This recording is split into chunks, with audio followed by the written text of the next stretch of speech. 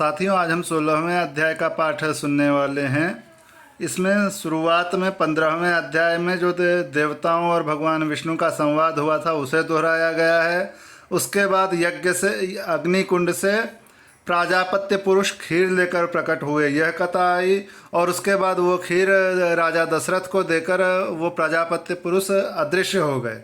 वह खीर राजा दशरथ ने अपने रानियों में बांटा। यहाँ तक की कथा इस सर्ग में आई है। तो चलिए अब 16वें सर्ग का पाठ शुरू करते हैं। श्री सीतारामचंद्राभ्याम नमः। श्रीमद् वाल्मीकि रामायणम बालकांडम षोडशः सर्गः।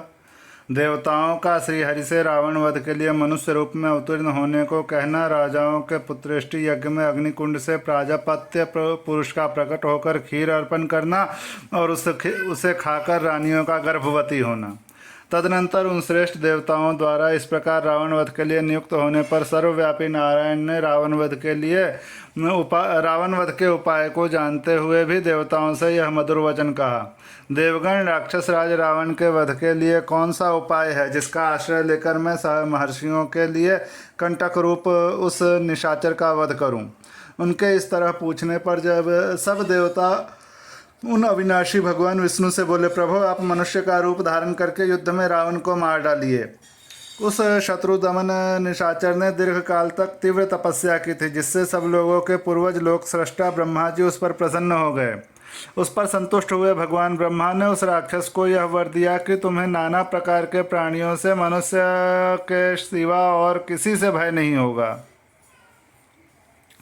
पूर्व काल में वरदान लेते समय उस राक्षस ने मनुष्यों को दुर्लभ समझकर उनकी अवहेलना कर दी थी। इस प्रकार पितामह से मिले हुए वरदान के कारण उसका घमंड बढ़ गया।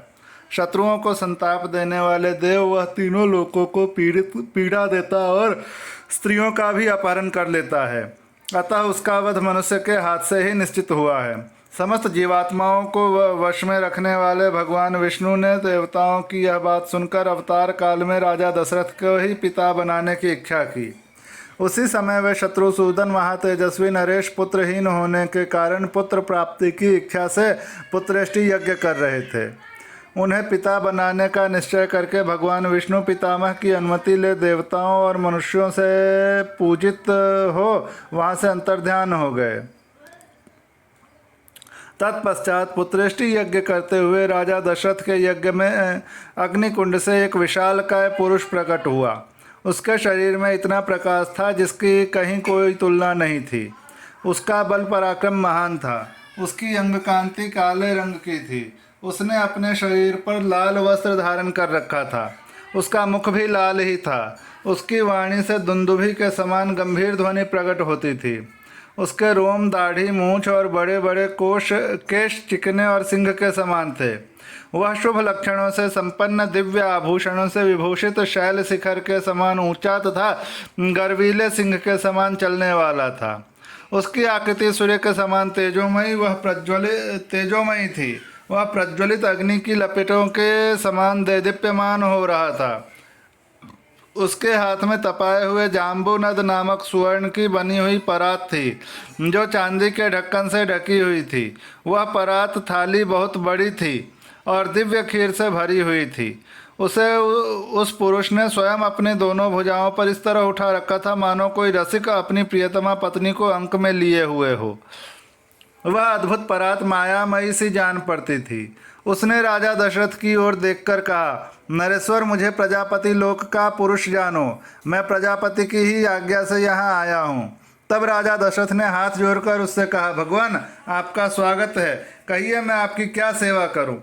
फिर उस प्राजापत्य पुरुष ने पुनः यह बात कही, राजन, तुम देवताओं की आराधना करते हो, इसलिए तुम्हें आज यह वस्तु प्राप्त हुई है। नृपश्रेष्ठ, यह देवताओं की बनाई हुई खीर है जो संतान की प्राप्ति कराने वाली है। तुम इसे ग्रहण करो। यह धन और आरोग्य की भी वृद्धि करने वाली है। राजन, यह खीर अपनी योग्य पत्नियों को दो और कहो, तुम लोग इसे खाओ। ऐसा करने पर उनके गर्भ से आपको अनेक पुत्रों की प्राप्ति होगी, जिनके लिए तुम यह यज्ञ कर रहे हो। राजा ने प्रसन्नता पूर्वक बहुत अच्छा कहकर उस दिव्य पुरुष की दी हुई देवान्न से परिपूर्ण सोने की थाली को लेकर उसे अपने मस्तक पर धारण किया। फिर उस अद्भुत एवं प्रिय दर्शन पुरुष को प्रणाम करके बड़े आनंद के साथ उसकी परिक्रमा की। इस प्रकार देवताओं की बनाई हुई उस खीर को पाकर राजा दशरथ बहुत प्रसन्न हुए, मानो निर्धन को धन मिल गया हो। इसके बाद वह परम तेजस्वी अद्भुत पुरुष अपना वह काम पूरा करके वहीं अंतर्धान हो गया।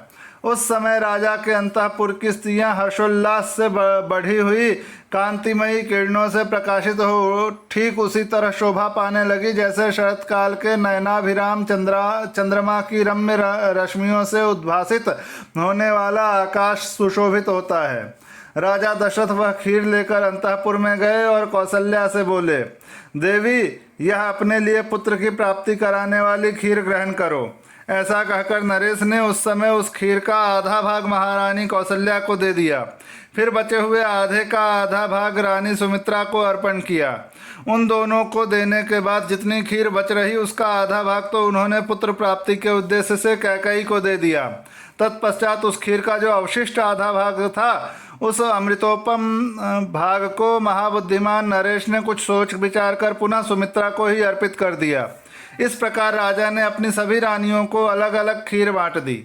महाराज की उन सभी साध्वी रानियों ने उनके हाथ से वह खीर पाकर अपना सम्मान समझा। उनके चित्त में अत्यंत हर्षोल्लास छा गया।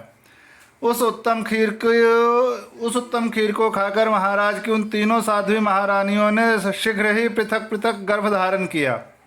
उनके वे गर्भ अग्नि और सूर्य के समान तेजस्वी थे। तदनंतर अपनी उन रानियों को गर्भवती देख राजा दशरथ को बड़ी प्रसन्नता हुई। उन्होंने समझा मेरा मनोरथ सफल हो गया।